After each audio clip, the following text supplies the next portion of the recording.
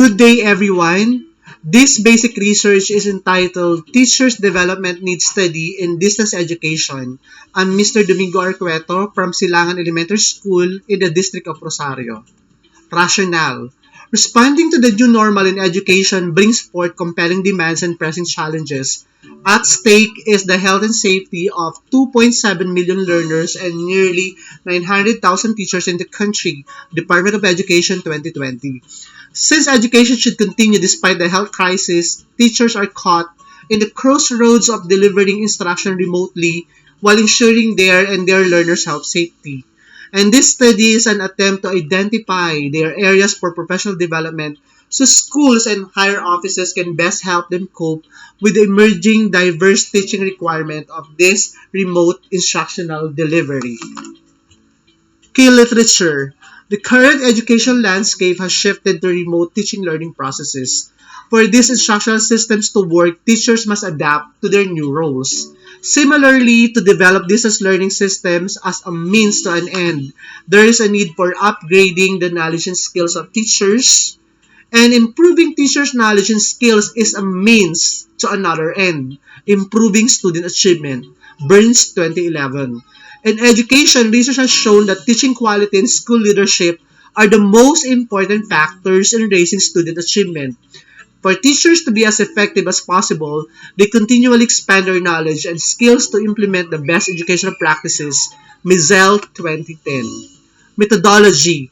This study employed qualitative research method which is generally primarily concerned with the understanding of human being experiences in a humanistic and interpretive approach. Jackson, Ronald, Drummond, and Camara 2007. Specifically, this adopted a phenomenological study where the researcher investigated a phenomenon or event by describing and interpreting participants' lived experiences. This used purposive sampling with 6 teacher respondents coming from each of the grade levels in Silangan Elementary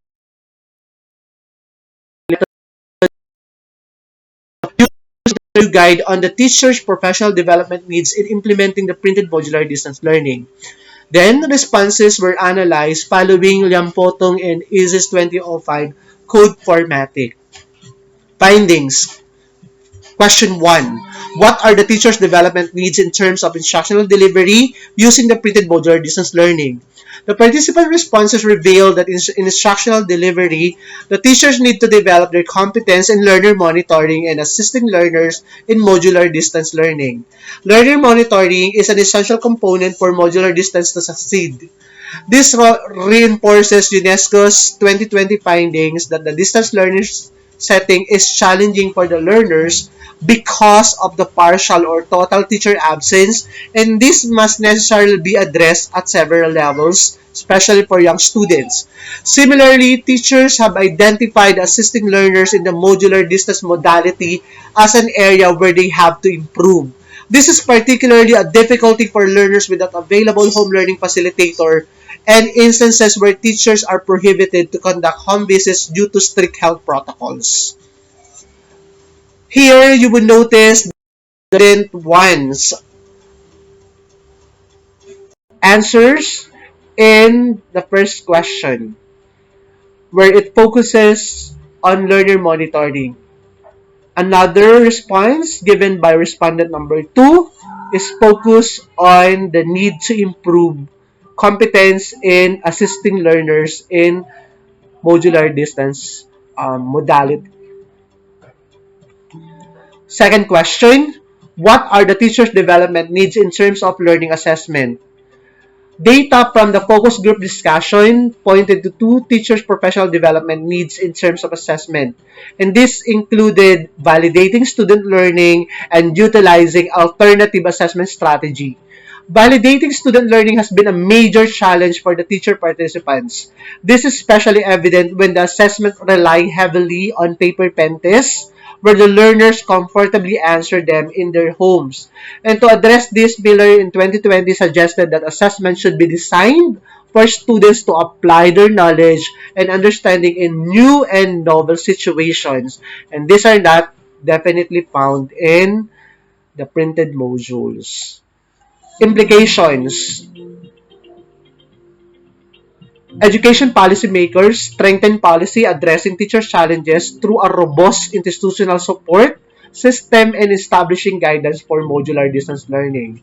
School leaders provide professional support mechanisms to help teachers overcome the challenges cited, coordinate with various stakeholders to establish a community-based support system for modular distance learning.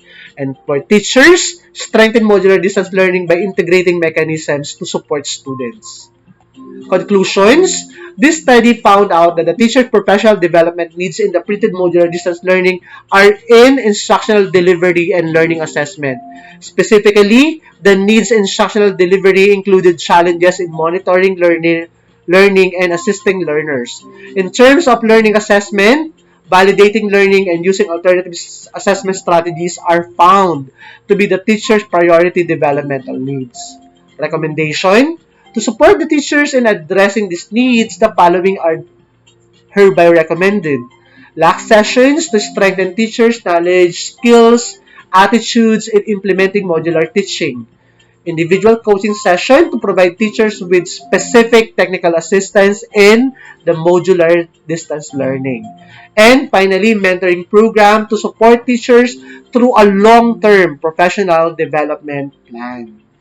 And these are the references for this study. Thank you very much for your listening.